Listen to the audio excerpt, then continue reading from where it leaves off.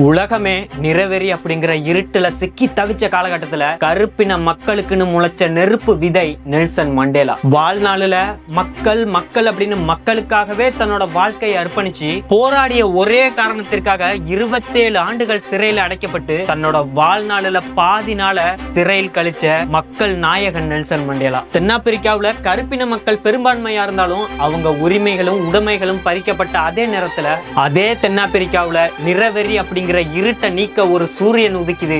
அந்த சூரியன் நிறம் கருப்பு. நெல்சன் மண்டேலா என்னும் தலைவன் உலகம் முழுவதும் கொண்டாடப்பட காரணம் என்ன தெரியுமா?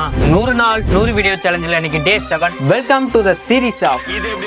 தென்னாப்பிரிக்காவுல குழு அப்படிங்கிற கிராமத்துல பிறந்த நெல்சன் மண்டேலா சின்ன வயசுல இருந்தே நிறத்திற்காக பல அவமானங்களை சந்திச்ச ஒரு மனுஷன். இந்த நிறவெறியை ஒழிக்கிறதுக்கு கல்விதான் மிகப்பெரிய ஆயுதம் அப்படின்னு ஆடு மாடு மேய்ச்சி தன்னோட குடும்பத்திலிருந்து ஆளா தென்னாப்பிரிக்காவில இருந்து லண்டன் வரை போய் பட்ட படிப்பு படிச்சவர் நெல்சன் மண்டேலா. தென்னாப்பிரிக்க பூர்வகுடி மக்களோட நிலங்களை பறிச்சாங்க. வேற இடத்துல தங்கினாலும் உரிமை இல்லாத இடத்துல தங்குறதா அவங்க மேல வழக்கு தொடர்ந்து சிறையில் அடைச்சாங்க. இதை எதிர்த்து மக்களை திரட்டி போராடின நெல்சன் மண்டேலாவுக்கு எந்த ஒரு போராட்டமும் பொது நிகழ்ச்சிகளும் நடத்தக்கூடாது அப்படின்னு அரசாங்கம் தடை விதிக்கிறாங்க. அந்த தடையை ஒரு வாய்ப்பா பயன்படுத்தி சட்ட படிப்பை முடிச்சு வழக்கறிஞரா மாறி அந்த வழக்கில இருந்து மக்களை மீட்டவர் நெல்சன் மண்டேலா. இப்படிப்பட்ட ஒரு தலைவரை அதிகாரம் என்ன பண்ணது தெரியுமா? மக்களோட அடிப்படை உரிமைக்காக 7000 மக்களை திரட்டி ஒரு போராட்டம் நடத்துறாரு. அந்த போராட்டத்தை எப்படியோ கலைச்சு பார்த்த நிறவெறி அரசாங்கம் கடைசியா துப்பாக்கி சூட்டை நடத்தி 61 பேரை கொன்னு குவிச்சாங்க. அது மட்டும் இல்லாம கூட்டத்தை கூட்டின நெல்சன் மண்டேலா மேலையும் தேச துரோக குற்றத்தை சுமத்தி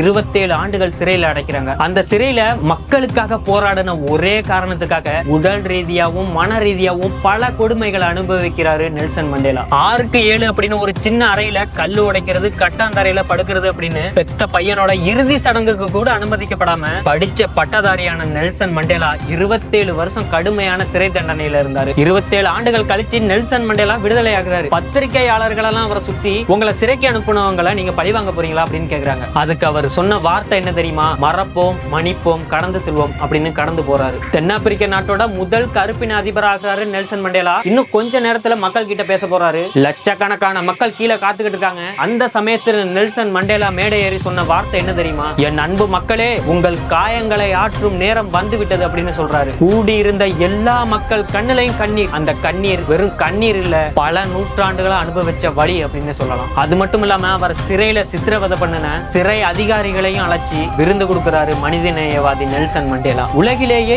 இந்தியர் அல்லாத ஒருத்தவருக்கு பாரத ரத்னா வழங்கப்பட்டது அப்படின்னா அது நெல்சன் மண்டேலாவுக்கு தான். அது மட்டும் இல்லாம உலக அமைதிக்கான நோபல் பரிசையும் கொடுத்திருக்காங்க. என் வெற்றிகளை வைத்து என்னை மதிப்பிடாதீர்கள், நான் எத்தனை முறை கீழே விழுந்து மீண்டும் எழுந்தேன் என்பதை வைத்து மதிப்பிடுங்கள் அப்படின்னு மக்களுக்காக மீண்டும் மீண்டும் எழுந்து போராடிய மனிதன் நெல்சன் மண்டேலா.